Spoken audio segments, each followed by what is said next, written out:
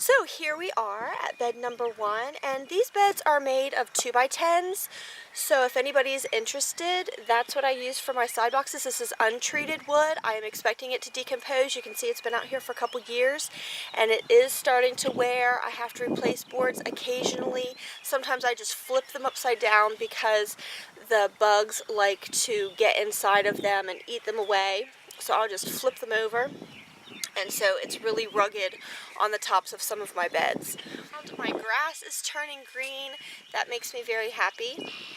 In this bed, I'm going to be sowing some carrots. These are Danver 126, and some radishes. These are French breakfast radish. Both of these are very easy. The instruction for the carrots is to sow in rows, but I'm not.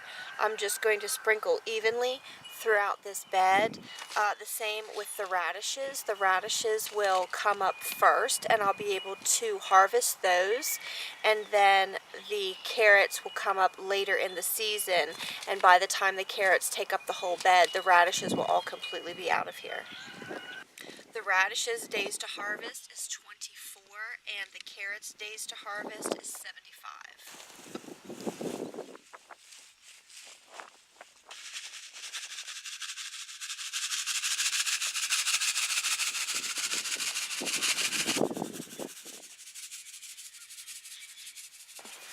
And that is all that there is to it. Now I'm going to sprinkle some dirt over top of those seeds, and then I'm going to water it in.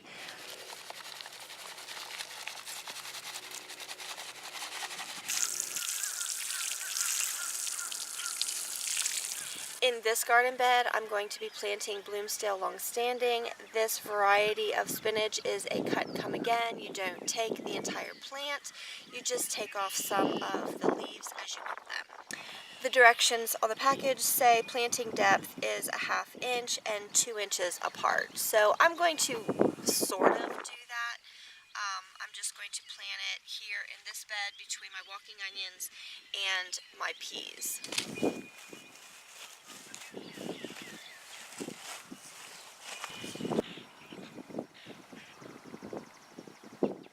I've just broken up the soil a little bit and made 2 rows of 15 holes each. I just used my finger. It's supposed to be about a 1/2 inch, give or take. So I'm going to just plant a couple seeds in each hole, cover them over, and water them.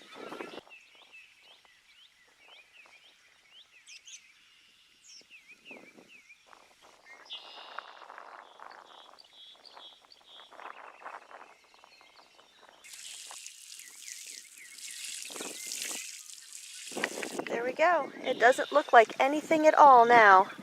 But once the peas are up and the spinach is up, that bed is going to be beautiful.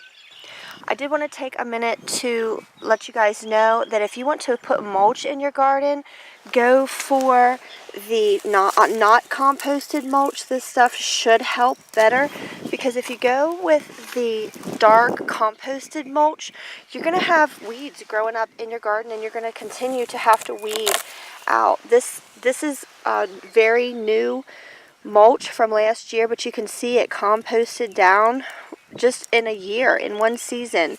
That would be great to put in your garden bed, but not in the aisles that you don't want to have to weed, because look, I'm going to have to go through here and weed up all of this.